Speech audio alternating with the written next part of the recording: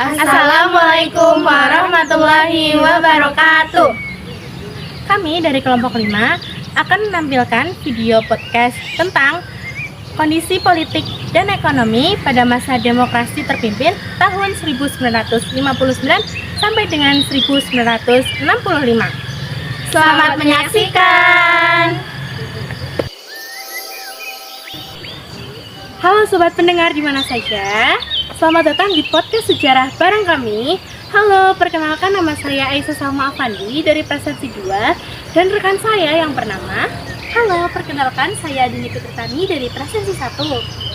Halo, perkenalkan nama saya Hasna Salsabila dari Presensi 11. Halo, perkenalkan nama saya Siti Latifah dari Presensi 27.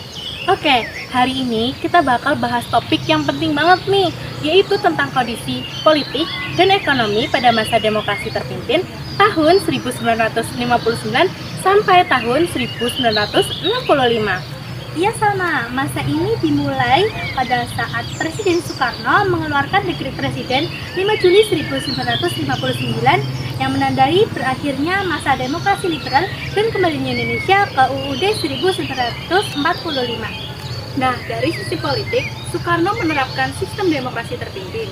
Dengan sistem ini, kekuasaan lebih banyak berada di tangan Presiden agar pemerintahan lebih stabil dan terkendali.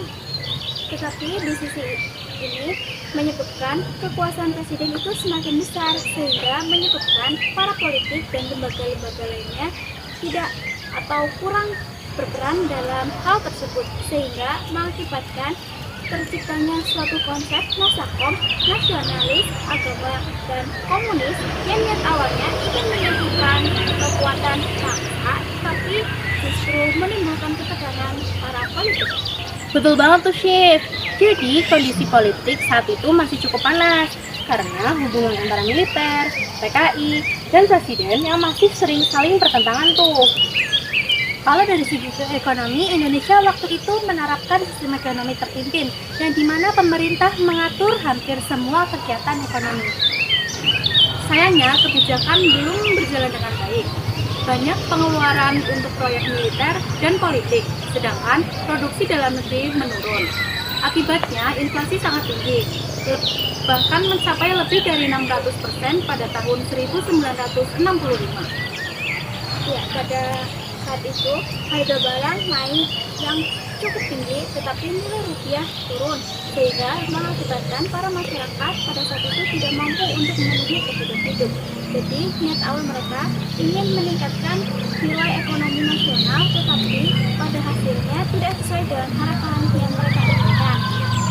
Oh, jadi kesimpulannya bahwa pada masa demokrasi terpimpin mempunyai rasa semangat nasionalisme yang tinggi, tapi juga banyak tantangan di bidang politik dan ekonomi. Benar banget Salma, pada masa ini kita belajar bahwa pentingnya menjaga keseimbangan antara kekuasaan politik dan pengelolaan ekonomi.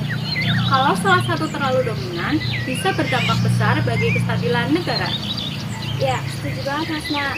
Semoga pembahasan kali ini bisa membuat kita lebih tahu tentang sejarah-sejarah Indonesia.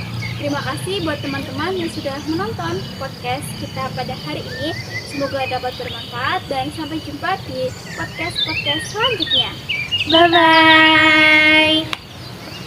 Jas merah, jangan sekali-kali meninggalkan sejarah.